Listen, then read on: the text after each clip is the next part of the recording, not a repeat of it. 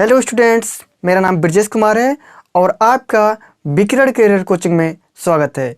दोस्तों, आज हम क्लास 10th का जो साइंस है कुमार मित्तल का, उस बुक को हम पूरा पढ़ाएंगे भी और उसका न्यूमेरिकल थ्योरी जितना भी है पूरा कंप्लीट तरीके से हम इसको लिखाएंगे भी।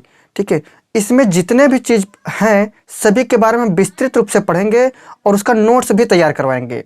तो इस चैनल पर आपको कोई भी चीज़ ऐसा बचेगा नहीं जो कि आपको पढ़ने से बच जाए, जो कि आपके बोर्ड एग्जाम में आएगा। सभी चीज़ को हम लोग पढ़ेंगे।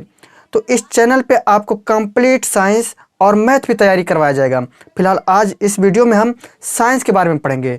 साइंस क्या होता है इसके बारे में समझते हैं। तो दोस्तों, हम ये समझेंगे कि साइंस होता क्या है, इसकी उत्पत्ति कैसे हुई, कहाँ से आया साइंस। जो विज्ञान है इसको अंग्रेजी में कहते हैं साइंस। तो साइंस शब्द सबसे पहले आया कहाँ से? तो देखिए दोस्तों, जो साइंस शब्द है ये हमारा लैटिन शब्द है। लैटिन शब्द में सिंटिया नामक शब्द से इसकी उत्पत्ति हुई है साइंस की।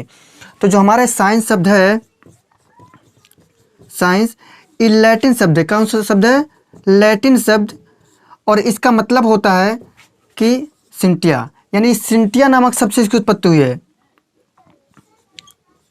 सिंटिया नामक शब्द से उत्पत्ति हुई है और इसका मतलब होता है हिंदी में जानना, मतलब टू नो। इसका अर्थ होता है टू नो और हिंदी में इसे कहते हैं जानना। यानी किसी भी चीज़ के बारे में हमको सुव्यवस्थित तरीके से किसी चीज़ के बारे में जान रहे हैं तो हमारा क्या है, वो साइंस है। तो स्टूडेंट्स, तो विज्ञान जो है ये प्राकृतिक घटनाओं के बारे में सुव्यवस्थित तरीके से समझने का प्रयास है। ठीक है, इसमें कोई भी तथ्य या कोई भी कथन अंतिम नहीं होता।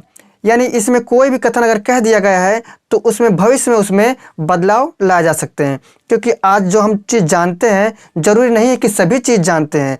ये भविष्य में हम उसमें कुछ कमियां भी है, उसको हम भविष्य में सुधार भी करेंगे। यानी जो भी कथन हम कहे हैं जरूरी नहीं कि पूरी तरीके से सत्य है, उसमें अभी भी कुछ भी चीज़ ऐसे भी हैं जिनके बारे में हमको जानना बाकी है। तो हमारा कोई भी कथन, यानी जो विज्ञान है इसमें कोई भी कथन अंतिम कथन नहीं होता है, यानी उसको भविष्य में उसको सुधार किया जाता है। तो जो विज्ञान है इसको प्राकृतिक घटनाओं को हम विस्तृत तरीके से और गहनता से समझने का हम प्रयास करते हैं दोस्तों। ठीक है, अब हम ये देखते हैं कि जो विज्ञान है कितने प्रकार के होते हैं। तो विज्ञान कितने प्रकार के होते हैं दोस्तों, इसके बारे में देखते हैं। तो विज्ञान जो है दोस्तों वो हमारा होता है 3 प्रकार का। ठीक है, एक हमारा हो जाता है भौतिक विज्ञान, एक होता है जीव विज्ञान और एक हो जाता है रसायन विज्ञान। तो इन सभी के बारे में हम देखते हैं कि कितने कितने प्रकार से इसको बांटा गया है। ठीक है दोस्तों, चलिए मिलते हैं, देखते हैं। देखिए, अगर हम बात करें विज्ञान के भाग, तो विज्ञान हमारा 3 भागों में बटा है। कितने भागों में बटा है? 3 भागों में। देखिए, पहला हमारा जो हो जाता है ये भौतिक विज्ञान हो जाता है। पहला होता है भौतिक विज्ञान। और इस भौतिक विज्ञान के बाद जो आता है हमारा दूसरा नंबर, ये दूसरा नंबर हो जाता है रसायन विज्ञान। रसायन विज्ञान। ठीक दोस्तों, हमारा पहला हो गया भौतिक विज्ञान, दूसरा रसायन विज्ञान और तीसरा जो हो जाता है हमारा जीव विज्ञान। तीसरा हो गया जीव विज्ञान। अच्छा, इनको अंग्रेजी में कहते हैं साइंस। अच्छा, साइंस जो है हमारा जो भौतिक विज्ञान है इसको अंग्रेजी में कहते हैं फिजिक्स। फिजिक्स। और दूसरा जो होता है हमारा रसायन विज्ञान, इसको कहते हैं केमिस्ट्री। ये हो गया केमिस्ट्री। और जो हमारा जीव विज्ञान है इसको अंग्रेजी में कहते हैं बायोलॉजी। अब बात आती है दोस्तों कि रसायन विज्ञान, भौतिक विज्ञान, जीव विज्ञान, क्या इसके भी भाग होते हैं? तो हाँ दोस्तों, इनके भी भाग होते हैं। भौतिक विज्ञान भी होता है, इसके कई भाग हैं। लेकिन जो हमारा रसायन विज्ञान है इसको हम 2 रूपों में इसको पढ़ते हैं। एक हमारा हो जाता है कार्बनिक रसायन और दूसरा हो जाता है अकार्बनिक रसायन। अकार्बनिक रसायन, इनको अंग्रेजी में कहते हैं ऑर्गेनिक केमिस्ट्री।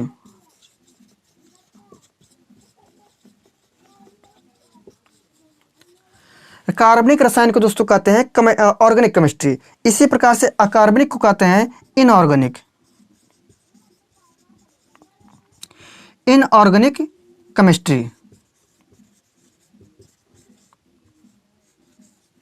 ठीक है, अब देखिए यहाँ पे जो हमारा विज्ञान है यानी साइंस, ये 3 भागों में बटा है। पहला हमारा हो गया भौतिक विज्ञान, जिसको अंग्रेजी में फिजिक्स कह देते हैं मुस्कुराते हुए, और इसी प्रकार से दूसरा जो होता है हमारा रसायन विज्ञान, इसको केमिस्ट्री कह देते हैं मुस्कुराते हुए, और तीसरा होता है जीव विज्ञान, इसको कहते हैं बायोलॉजी, कैसे, मुस्कुराते हुए।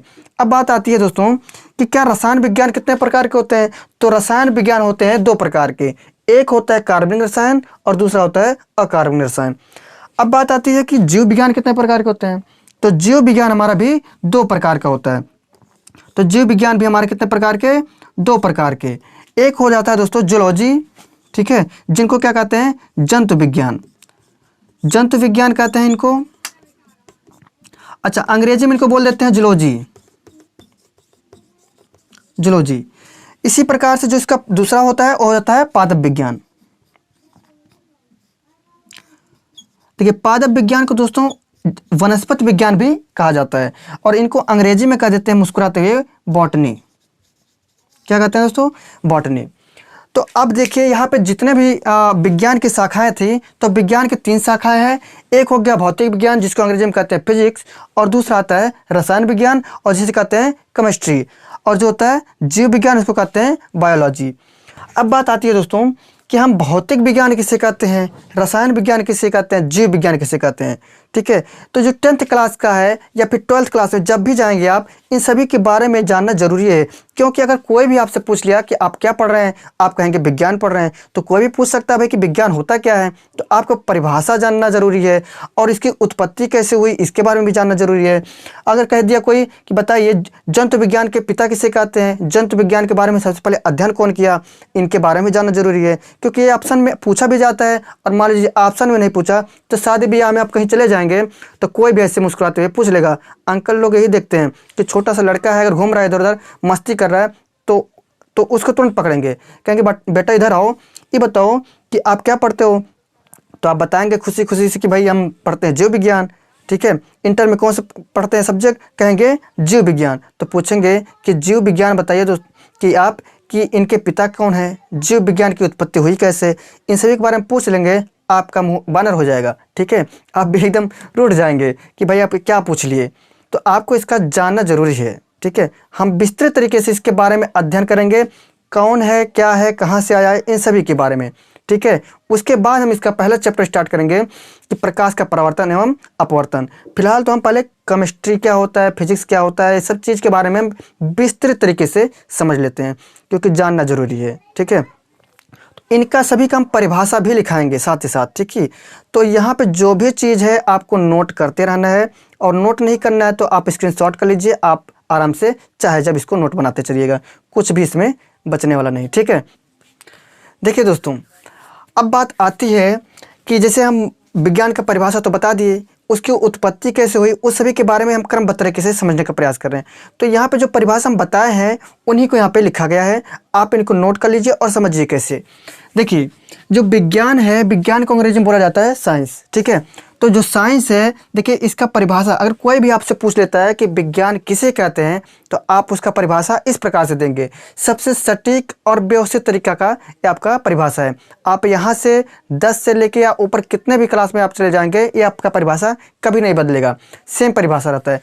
पहले जब छोटे क्लास में रहते थे हम लोग, तो उसमें आपको कहा जाता है कि भाई साइंस क्या है, विज्ञान किसे कहते हैं, तो परिभाषा कुछ इस प्रकार से बताया जाता था कि किसी वस्तु के बारे में विशेष ज्ञान प्राप्त करना विज्ञान कहलाता है। लेकिन इस सटीक परिभाषा इसका नहीं है। सटीक परिभाषा इसका यहाँ पे लिखा गया है, और इन्हीं को आप कितने भी क्लास में आप ऊपर चले जाइए, बीए करिए, बीएससी करिए, एमएससी करिए, जो भी करिए, ये परिभाषा आपका बिल्कुल नहीं बदलेगा। देखिए यहाँ पे लिखा है प्रकृति के बारे में सुसंगठित, सुव्यवस्थित, क्रमबद्ध ज्ञान प्राप्त करना विज्ञान कहलाता है। यानी प्रकृति के बारे में कोई भी ज्ञान प्राप्त कर रहे हैं तो ज्ञान कैसा होना चाहिए, वो होना चाहिए सुसंगठित, सुव्यवस्थित तरीका होना चाहिए और क्रमबद्ध ज्ञान होना चाहिए। ठीक है, तो किसी भी बारे में, किसी प्रकृति के बारे में सुसंगठित, सुव्यवस्थित, क्रमबद्ध ज्ञान अगर प्राप्त कर रहे हैं तो उसको हम विज्ञान कहेंगे। ठीक है दोस्तों, समझ में आएगा। अब बात करते हैं कि जो साइंस शब्द है ये आया कहाँ से? तो जो साइंस शब्द है ये आया है, देखिए साइंस शब्द लैटिन शब्द है। कौन सा शब्द है? लैटिन शब्द है। और यह शब्द क्या है? सिंटिया है। यानी सिंटिया शब्द से हमारा बना क्या है? साइंस। जो लैटिन शब्द सिंटिया है इसी से हमारा साइंस बना है। और जिसका अर्थ क्या होता है? जिसका अर्थ होता है जानना। यानी अंग्रेजी में क्या कहेंगे? टू नो कहेंगे। यानी किसी भी चीज़ के बारे में हमको ज्ञान प्राप्त करना है, जानना उसके बारे में, तो उसको कहते हैं टू नो, यानी जानना। और वही शब्द का मतलब होता है लैटिन शब्द सिंटिया। सिंटिया का मतलब ही होता है किसी चीज़ के बारे में जानना, ज्ञान प्राप्त करना। ठीक है, अब समझ में आ गया होगा कि साइंस शब्द हमारा कहाँ से आया। साइंस शब्द सिंटिया नामक शब्द से बना है। और सिंटिया का मतलब क्या होता है? To know. और एक कौन सा शब्द है? लैटिन शब्द है। ठीक है, अब देखते हैं विज्ञान प्राकृतिक घटनाओं को विस्तृत एवं गहनता से समझने का सुव्यवस्थित प्रयास है। देखिए हम पहले ही बता चुके थे कि जो भी विज्ञान है हमारा, किसी भी प्रकृति के बारे में सुसंगठित तरीके से गहनता से समझने का एक प्रयास है। ठीक है, और देखिए इसमें लिखा है जिससे प्राप्त ज्ञान से भविष्य कथन, यानी भविष्य जो कथन कहा गया है उसमें संशोधित एवं नियंत्रण कार्य किया जाता है। यानी भविष्य का जो भी कथन कहा गया है उसमें आप संशोधन करिए और नियंत्रण करने का एक प्रयास या कार्य है। ठीक है, कह सकते हैं। अब बात आती है विज्ञान। विज्ञान सदैव गतिशील है। यानी जो भी कहा गया बात उसके बारे में देखिए कह रहा है विज्ञान सदैव गतिशील है। ये ऐसा नहीं है कि जो चीज़ हम आज प्राप्त कर चुके हैं ज्ञान जिस चीज़ को, वो वहीं पे ख़त्म हो गया। यानी ये हम धीरे धीरे करते करते हर एक चीज़ को जानने का प्रयास कर रहे हैं। अभी भी हम सब कुछ चीज़ नहीं जान पाए हैं। ठीक है, तो देखिए विज्ञान सदैव गतिशील है और विज्ञान में कोई भी सिद्धांत अंतिम सिद्धांत नहीं होता। यानी कोई भी बात कह दिया गया तो हमारे यहाँ अंतिम नहीं है, अभी उसके बारे में और भी जानना हमको ज़रूरी है। तो उसके लिए हमको लोग प्रयास करते रहते हैं क्या से क्या जान जाए, ज़्यादा से ज़्यादा चीज़ हमको पता चले। ठीक है, तो विज्ञान हमारा क्या करता है, जितने भी इस ब्रह्मांड में चीज़ें हैं उनको जानने का एक प्रयास कर रहा है। तो इसमें जो भी कथन कहा गया है वो अंतिम कथन नहीं होता है और उसको हम धीरे धीरे क्रमबद्ध तरीके से समझने का प्रयास करते रहते हैं। बात समझ में आया होगा दोस्तों। आप एक काम करिए, इसको स्क्रीनशॉट कर लीजिए और इसके आगे आप समझते हैं कि विज्ञान जो है हमारा, इसका कितने पार्ट में इसको बांटा गया है। ठीक है, देखिए दोस्तों, देखिए स्टूडेंट्स, अब बात आती है कि विज्ञान के भाग कितने होते हैं। तो हम पहले ही बता चुके हैं, लेकिन आपको नोट्स बनाने के लिए इसको हम क्रमबद्ध तरीके से लिख रहे हैं। तो विज्ञान के 3 भाग होते हैं। देखिए पहले भाग को हम कहते हैं फिजिक्स, यानी फिजिक्स भौतिक विज्ञान, और दूसरा होता है रसायन विज्ञान, कहते हैं अंग्रेजी में केमिस्ट्री, और अगला आता है जीव विज्ञान। जीव विज्ञान को बोलते हैं बॉटनी। अब जो केमिस्ट्री है 2 भागों में बांटा गया है, कार्बनिक रसायन, ठीक है, और इनको बोलते हैं अंग्रेजी में ऑर्गेनिक केमिस्ट्री। और इसका जो दूसरा भाग है इसको कहते हैं अकार्बनिक रसायन, इनको अंग्रेजी में कह देते हैं इनऑर्गेनिक केमिस्ट्री। अब आता है जीव विज्ञान। जीव विज्ञान के भी 2 भाग हैं। पहले को हम बोलते हैं जंतु विज्ञान, अंग्रेजी में जूलॉजी बोलेंगे, और इसी प्रकार से जो बॉटनी है इनको हम पादप विज्ञान बोलते हैं। यानी पादप विज्ञान को अंग्रेजी में क्या कहते हैं? बॉटनी। ठीक है, अब इसको आप नोट कर लीजिए। अब यही समझेंगे इसके बाद में कि हमारा जो फिजिक्स है, फिजिक्स जो होता है ये कितने भागों में बटा है और फिजिक्स होता क्या है, इसके बारे में भी हम समझेंगे। ठीक है, तो फिजिक्स की परिभाषा और इसकी उत्पत्ति, इस सभी के बारे में हम इसके जस्ट आगे पढ़ेंगे। तब तक इसको आप कॉपी करिए। ठीक है दोस्तों, चलिए देखते हैं। देखिए स्टूडेंट्स, अब बात आती है कि भौतिक विज्ञान होता क्या है, इसकी उत्पत्ति कहाँ से हुई, इन सभी के बारे में देखते हैं। तो जो भौतिक विज्ञान है दोस्तों, ये फिजिक्स, जैसे अंग्रेजी में इनको हम बोलते हैं फिजिक्स, तो फिजिक्स शब्द जो है फुसिस नामक शब्द से हुआ है। ग्रीक भाषा के फुसिस नामक शब्द से हुआ है और जिसका मतलब होता है नेचर। ठीक है, यानी प्रकृति उसका मतलब होता है हिंदी में। तो प्रकृति के बारे में हमको अध्ययन करना क्या कहलाएगा? फिजिक्स। ठीक है, तो यहाँ पे देखिए परिभाषा लिखा गया है कि फिजिक्स शब्द ग्रीक भाषा के फुसिस नामक शब्द से लिया गया है, जिसका अर्थ है प्रकृति, या पर हिंदी बोलेंगे इसको नेचर। ठीक है, यानी जो फिजिक्स शब्द है यह ग्रीक भाषा के फुसिस नामक शब्द से लिया गया है और उसका मतलब होता है प्रकृति, या फिर उसको बोलेंगे हम नेचर। ठीक है, अब बात आती है, देखिए यहाँ पे इसका स्ट्रक्चर बनाया गया है। जो फिजिक्स शब्द है फुसिस नामक शब्द से बना है और उसका मतलब होता है अंग्रेजी में नेचर और हिंदी में इसी को कहते हैं प्रकृति। मतलब अब उसका परिभाषा देखिए, जो हमारा फिजिक्स शब्द है इसके बारे में जान लिए कि भाई कहाँ से आया है। अब बात आती है कि फिजिक्स जब शब्द है ये उत्पत्ति तो हो गया, अब आता है कि जो परिभाषा हमारा सटीक तरीके से है कि भौतिक विज्ञान क्या होता है, यानी फिजिक्स क्या होता है, उसका परिभाषा कैसे दें। तो उसका परिभाषा यहाँ पे लिखा है दोस्तों कि भौतिक विज्ञान की वह शाखा है जिसमें ऊर्जा, द्रव्यमान, उनकी अन्य क्रियाओं तथा रूपांतरण का वैज्ञानिक अध्ययन करते हैं। कैसा, देखिए कह रहा है कि भौतिक विज्ञान की वह शाखा है जिसमें ऊर्जा, द्रव्यमान, उनकी अन्य क्रियाओं का तथा उनका रूपांतरण का वैज्ञानिक अध्ययन करते हैं। ठीक है, जो भी ऊर्जा है उनकी अन्य चीज़ों से क्रियाओं का और उनका जो रूपांतरण है उसका वैज्ञानिक अध्ययन करते हैं। जैसे देखिए हमारा यांत्रिक ऊर्जा जब देते हैं तो वैद्युत ऊर्जा में बदलता है। जैसे मोटर हो गया, मोटर में देखिए यांत्रिक ऊर्जा जब देते हैं तो हमारा क्या होता है, वो पानी निकलता है। वैद्युत धारा देंगे तो यांत्रिक में परिवर्तन होगा और यांत्रिक से परिवर्तन होगा तो हमारा पानी देने लगता है मोटर। ठीक है, इसी प्रकार से जनरेटर है, जनरेटर में आप यांत्रिक ऊर्जा देंगे यानी उसको जब घुमाएंगे तो हमको क्या देगा, विद्युत ऊर्जा देगा। तो यहाँ पे देखिए रूपांतरण हो रहा है ना, तो इसी को हम क्या कहते हैं, फिजिक्स कहते हैं। तो हम ये सब चीज़ें फिजिक्स के अंतर्गत पढ़ेंगे। अब बात आती है, देखिए इनका दूसरा परिभाषा भी है। इनका परिभाषा कि भौतिक विज्ञान की वह शाखा है जिसके अंतर्गत प्राकृतिक घटनाओं का वैज्ञानिक अध्ययन किया जाता है। जो फिजिक्स है ये प्राकृतिक घटना का वैज्ञानिक अध्ययन किया जाता है इसमें। जैसे आती है बात कि शुरू में इसको जो फिजिक्स हमारा यानी भौतिक विज्ञान है इसको प्राकृतिक विज्ञान भी कहा जाता था।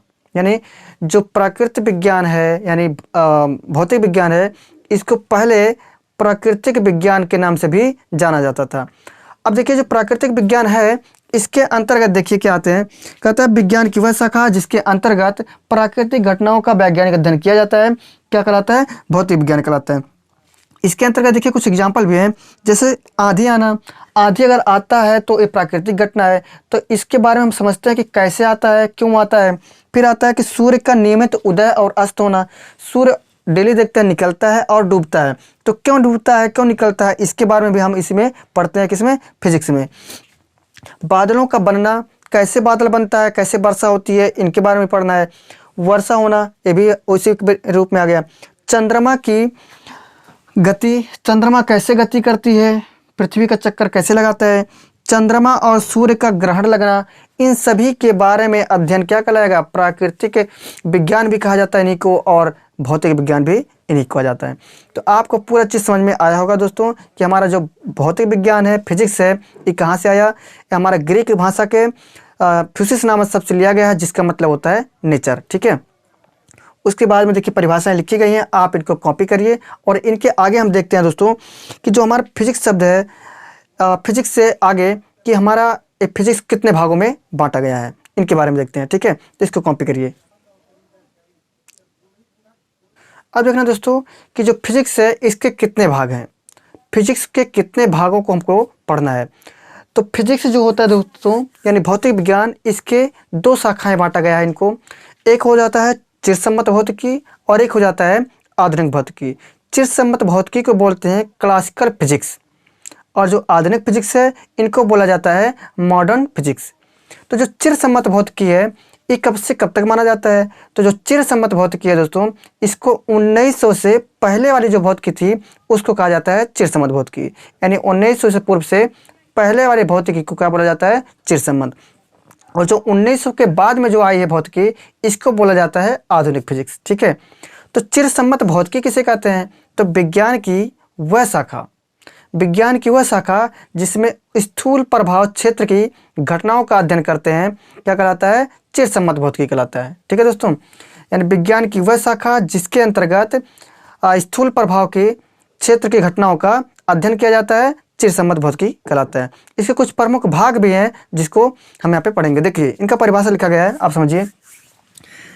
भौतिक विज्ञान की विभिन्न शाखाओं को निम्न दो भागों में बांटा जा सकता है। पहला है चिरसम्मत भौतिकी, इनको अंग्रेजी में कहते हैं क्लासिकल फिजिक्स। दूसरा हो जाता है आधुनिक फिजिक्स यानी आधुनिक भौतिकी, इनको बोला जाता है मॉडर्न फिजिक्स।